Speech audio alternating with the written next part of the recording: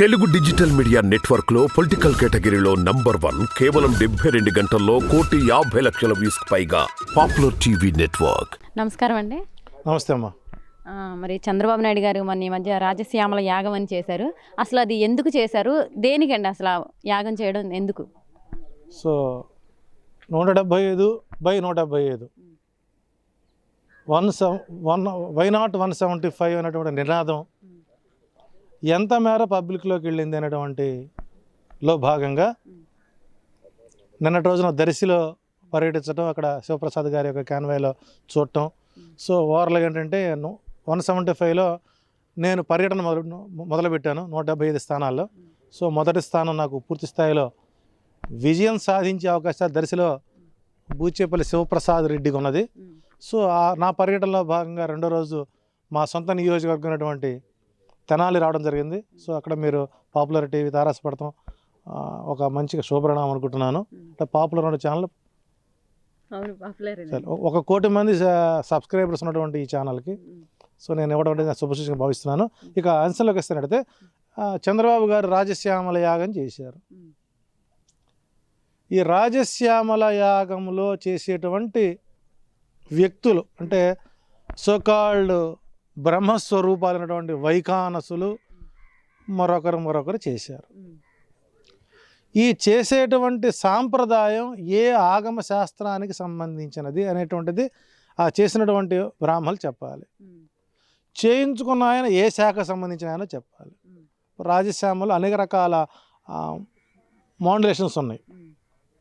అది శాక్తేయ సాంప్రదాయంలో తాంత్రిక సంబంధమైన విద్య.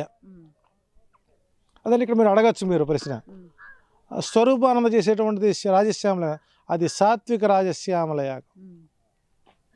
ఇది అక్కడ పెట్టినటువంటి మండపాలు కానీ అక్కడ పెట్టినటువంటి రూపాలు కానీ చూస్తే పూర్తి స్థాయిలో తాంత్రికంలో జరిగింది అనుకుంటున్నాను. గతంలో ఇదే చంద్రబాబు నాయుడు గారి ప్రభుత్వంలో కనకదుర్గ గుడిలో బ్లాక్ మ్యాజిక్ చేయించినటువంటి సందర్భాలు మనం మీడియాలో చాలా విన్నాం. సో కాబట్టి ఇక్కడ శత్రు అసలు నువ్వు ఈ రాజశ్యామల యాగం ఎందుకు చేశావో ఒక ప్రెస్ మీట్ ఎందుకు పెట్టలేదు? అది నీ కుటుంబం కోసం చేసుకున్నావా, లేకపోతే వైసీపీ కార్యకర్తల్ని పతనం చేయడానికి, అంటే నీకు ఓటు వేయినటువంటి 55%, 50% ఓటర్లని నాశనం చేయడానికి నీవు తాంత్రిక ప్రయోగాలు చేస్తున్నావు? ఇటు నీకు ఓటమి అనేటువంటిది ఖాయమైపోయింది. అదేంటండి తాంత్రికాలు ఇవన్నీ ఏంటండి? ఎస్, ఇప్పుడు రాజశ్యామల యాగంలో 7 రకాల విభాగాలు ఉన్నాయి. ఈ 7 రకాల నువ్వు ఏ విభాగాన్ని చేసావు? చేసినటువంటి బ్రహ్మలకి బుద్ధి ఉండాలా, చేర్చుకున్నప్పుడు నీకు జ్ఞానం ఉండాలా? అంటే నీకు ఓటు అయినవాడు నీకు శత్రువు కాబట్టి వైసీపీ కార్యకర్తలు వైసీపీ నాయకులు నీకు శత్రువులు కాబట్టి వారి పతనం కోరడం కోసం వారు చావు మీద నువ్వు మరణమృతంగం వాయించి నువ్వు పదవి పొందాలనుకుంటున్నావు. ఇది జరిగేది కాదు. ఇదే నరసింహాచార్యులు కనుక కూర్చుంటే బయటికి రాకుండా చేసే శక్తి నా దగ్గర ఉంది, బయటికి కదలకుండా చేయగలుగుతాను. కానీ మేము నమ్ముకున్నదోటి రాగలదో ఈ ధర్మ సమరం విధి తెలుగు జాతి తెలుగు దేశ విముక్తికై సాగినదో ఈ త్యాగము శాంతి సత్యము తప్ప నియస్త్రములై జగజ్జని శ్రీ గురింపగా మేము త్యాగము శాంతి సత్యం అనేటువంటి ఆయుధాలను తీసుకుని మేము ప్రచారంలోకి వెళ్తున్నారు. అంతే తప్ప నీకులాగా తాంత్రిక ప్రయోగాలు చేసి చేతబళ్ళు చేసి ఇవి కూడా నమ్ముతారండి ఈ కాలంలో? నమ్మేటువంటి పబ్లిక్ చాలామంది ఉన్నారు. మరి సోషల్ మీడియాలో ఎందుకు మీరు బ్యాన్ చేయడం లేదు? మేము తాంత్రికులని వీడియో చేస్తున్నారు, కట్ చేయాలి కదా. It's a criminal offence. Rajashyamala యాగం కూడా ఇది క్రిమినల్ అఫెన్సే. దాని యొక్క కథ మొత్తం చదివితే అది తాంత్రిక ప్రయోగం. దేనికోసం చేస్తారు? శత్రు సంహారం చేసేటప్పుడు. అంటే నీకు ఓటైనోడు శత్రువా? అంటే వాళ్ళందరినీ పడేస్తే నువ్వు గెలుస్తావా? కాబట్టి ఇక్కడ జగన్మోహన్ గారు చెప్పినట్టుగా ఫ్యాను ఇంట్లోనే ఉండాలి, సైకిల్ షెడ్లో ఉండాలి, మేము తాగి నలిపి అవతల బారిసే గ్రాసు. సో మిమ్మల్ని నలిపి అంటే ఇక్కడ నువ్వు చేసింది యాగం కాదు, మేము చేసిపోయేది యాగం. ఎన్నికలు అనేటువంటి అగ్నిగుండంలో నీ వ్యతిరేక ఓటు సమిదలై మిమ్మల్ని భస్మం చేసేటువంటి అవకాశం అతి తక్కువ రోజుల్లో మండల దీక్ష తీసుకుంటున్నాం మేము. ఈ 40 రోజుల్లో మేము చేసేటువంటి సాత్వికమైనటువంటి యజ్ఞయాగాది క్రతువులే నీ పాలిటి శాపంగా మారతాయి చంద్రబాబు, దృష్టిలో పెట్టుకో. మొన్న ఆయన వరాహి హోమం చేశాడు, వరాహి హోమం షెడ్లోకి వెళ్ళిపోయింది. రేపు నువ్వు కూడా ఇంట్లో సైకిలు తుడుచుకుంటూ తినాల్సిందే. మీరే అన్నారు కుర్చీలు మడత పెడదామని, రైట్ రండి. రేపు 20 ఈ నెలలో మళ్ళీ దుర్గగుడిలో బాబు లోకేష్ కోసం పూజలు చేశాడంటారా? 100% జరిగినమాట వాస్తవం. జరిగిందని మన మీడియాలో వచ్చింది కదా, పబ్లిక్ డొమైన్ ఇంకా ఉంది. మరి ఎందుకు అర్చకుడు చనిపోయినాడు? దుర్గగుడిలో అర్చకుడు ఒక అతను అకస్మాత్తుగా మరణించాడు. ఎందుకండి?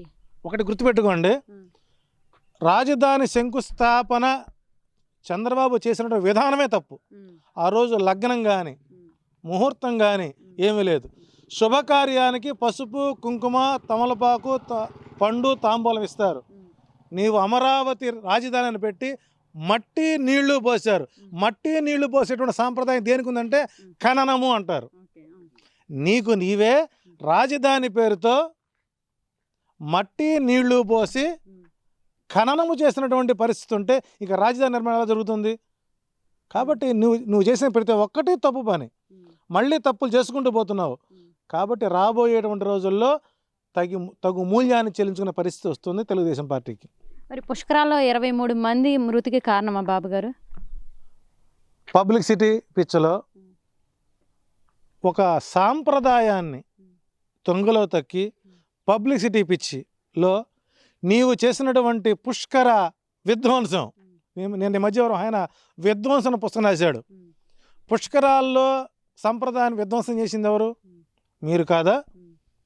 కృష్ణా జిల్లాలోకి అడుగుపెట్టే ఏ ఆడపడుచైనా సరే సీతమ్మవారి పాదాలకు పసుపు కుంకుమ ఇచ్చి కొత్త ఆడపడుచుని స్వాగతించే సాంప్రదాయమైనటువంటి ఈ సాంప్రదాయాన్ని నువ్వు ఎక్కడో రాయలసీమ నుంచి వచ్చి మా కృష్ణా జిల్లాలో ఉన్నటువంటి సీతమ్మవారి పాదశైలి నువ్వు చెత్త పుట్టలో పడేసావే, అది విధ్వంసం కాదా?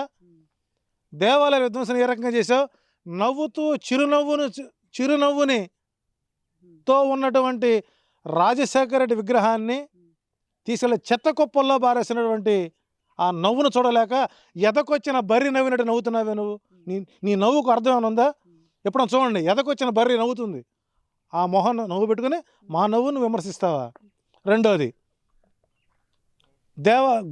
గో సంరక్షణశాల కనకదుర్గమ్మ వారి గుడి దగ్గరటువంటి గోశాలలో గోహత్యా పాతకం చేసింది ఎవరండి? ఏ ప్రభుత్వంలో జరిగింది? ఏ ప్రభుత్వంలో జరిగిందండి? టీడీపీ గవర్నమెంట్లో జరిగింది. ఎందుకండి? గోశాలను ఖాళీ చేయించి అక్కడ డెవలప్మెంట్ ప్లాన్ చేశారు. ఈ రోజున 12 ఎకరాలు ఉన్నటువంటి విజయవాడలో ఉన్నటువంటి పీడబ్ల్యూడీ గ్రౌండ్ని అప్పనంగా నీ కార్యకర్తలకి అప్పచెప్పాలని ప్రయత్నం చేస్తే జగన్మోహన్ రెడ్డి దాన్ని కాపాడుకోవడం కోసం అంబేద్కర్ స్టాచ్యూని నిలబెట్టారు. ఇన్ని విధ్వంసాలు మీరు చేసి మాది విధ్వంసం అంటారా? మరొక ఆయన మనకు మొఘల్ చక్రవర్తి హిందూ సంస్కృతి వైవాహిక జీవిత వ్యవస్థని సర్వనాశనం చేసి నాకు ఈ కరపటి నేను చేసుకున్నాను మీరు కూడా చేసుకోండి. ఒక మొఘల్ చక్రవర్తి 7 పెళ్ళాలు మార్చాడండి. మరి ఈ మొఘల్ చక్రవర్తిని ఏమనుకోవాలండి? అంటే అది ఆయన పర్సనల్ ఇష్యూ అని చెప్తున్నారు కదండి, అది ఆయన పర్సనల్ అని చెప్తున్నారు. నువ్వు నాయకుడివా? నువ్వు రాజకీయ నాయకుడివా? రేపు 3వ భార్య వదలని గ్యారెంటీ నీకు ఇది ఆలస్యం ఉన్నప్పుడు.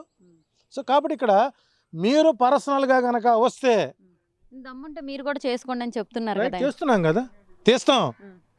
4 రోజుల్లో అమరావతి భూ కుంభకోణంలో ఈశ్వరన్తో బ్రోకరేజ్ చేసి 80 ఎకరాల ల్యాండ్ని అప్పనంగా కట్టబెట్టావు. ఆ వ్యక్తి బయటికి తెస్తాం.